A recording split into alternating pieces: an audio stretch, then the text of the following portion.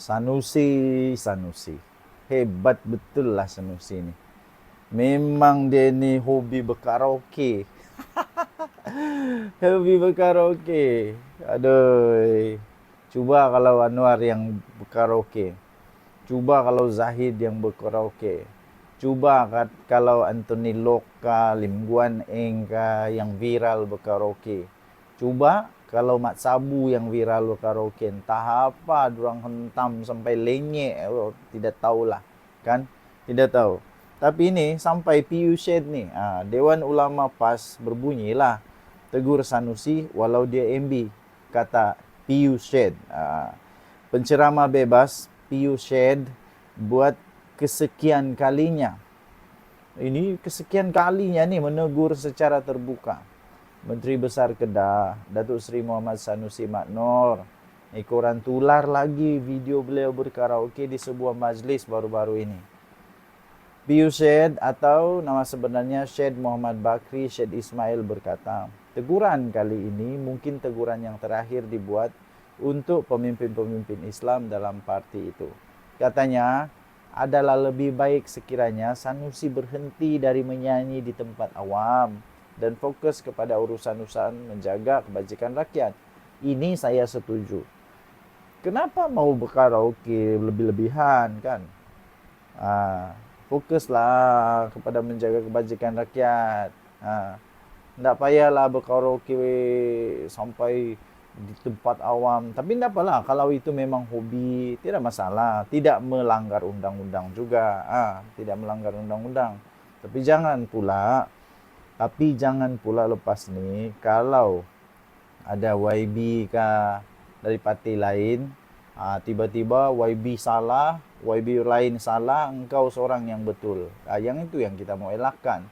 Walaupun menyanyi, orang lelaki tak ada masalah, tapi dia menjadi masalah bila mana ia dinyanyikan oleh pemimpin. Apatah lagi Datuk Seri adalah pemimpin yang dikenali sebagai Panglima Perang Perikatan Nasional, orang besar, jawatan kuasa PAS pusat. Saya ahli biasa aja, memang tak layak saya nak menegur, dia kata. Kemudian PU Syed lagi cakap, apa yang saya nak sebut, saya nak berkaraoke, buatlah sendiri-sendiri. Kalau nak berkaraoke, buatlah sendiri-sendiri dalam rumah. Tak payah tunjuk kepada masyarakat. Jadi dia kata, saya minta Datuk Seri tak payahlah, tak usahlah menyanyi dah. Tumpukan kepada urusan rakyat. Katanya dalam satu video yang dimuat naik di TikTok.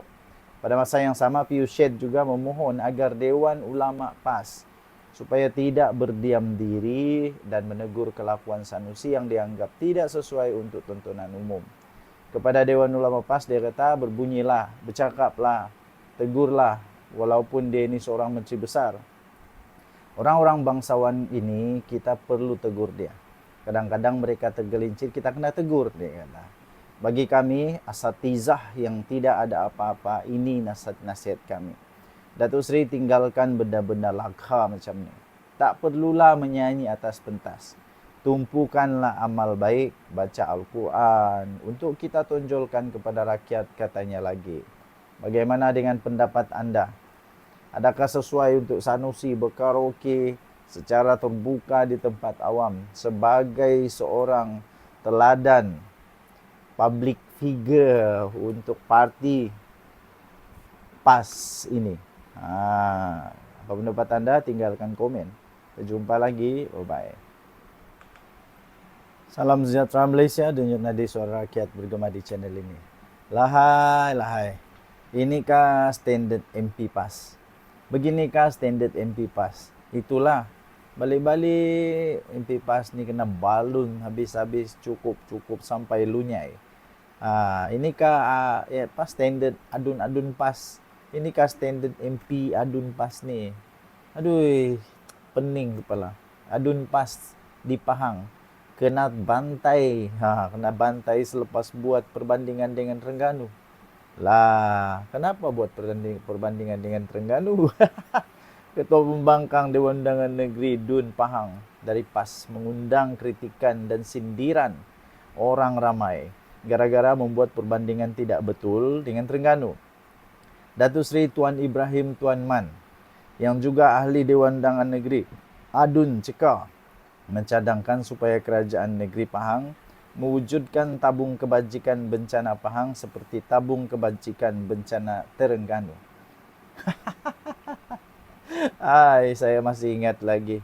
Manusia ini juga lah yang pernah bagi pernah bagi ISO, dia kata. ISO pada manusia.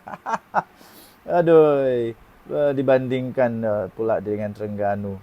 Timbalan Presiden PAS itu berkata, tabung bencana Terengganu diperuntukkan sebanyak 1 juta pada tahun 2024, manakala 2 juta pada tahun ini.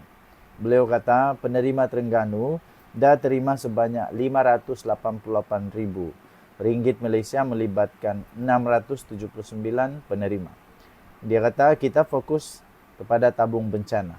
Adakah kita nak buat atau tidak? Tak perlu meleret kepada perkara lain, tegasnya. Walau bagaimanapun, maklum balas daripada Exco Pertanian, Industri Asas Tani, Bioteknologi dan Pendidikan Pahang, iaitu Datuk Seri Muhammad Sofi Abdul Razak adalah mengejutkan. Beliau yang juga Adun Benta menyatakan tabung bencana Pahang sebenarnya sudah wujud.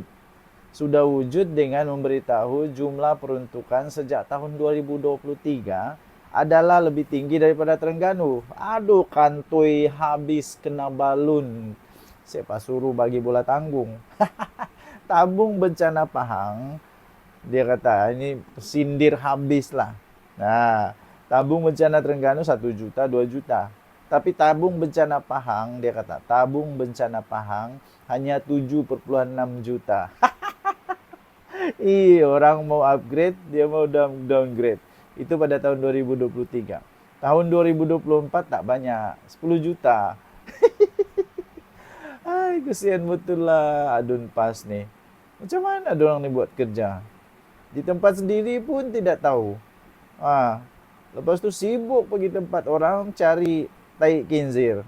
Alamak, siap masuk sungai lagi tu. Pergilah sibuk tempat sendiri dulu. Ini tempat sendiri pun tidak faham, tidak tahu. Cuba pula konon nak samakan dengan tempat yang lain. Tahun 2025 kita cadangkan hanya 10 juta. Jelasnya dilihat dalam nada sinis apabila mengulang perkataan hanya. Aduh, kesian. Memang agak memalukan lah kalau kantoi macam begini. Memang betul-betul memalukan. Ini kantoi betul 120 juta peratus kantoi bahawa dia tidak tahu apa-apa pun dengan tugasan dia. Memang memalukan sungguh, memalukan sungguh. Tuan Ibrahim Tuan Man. Hairan juga lah kan. Tak apalah. Itu bukan negeri kita. Tak apa, biar diorang urus negeri diorang lah kan. Begitu. Okey? Tinggalkan komen anda. Bye.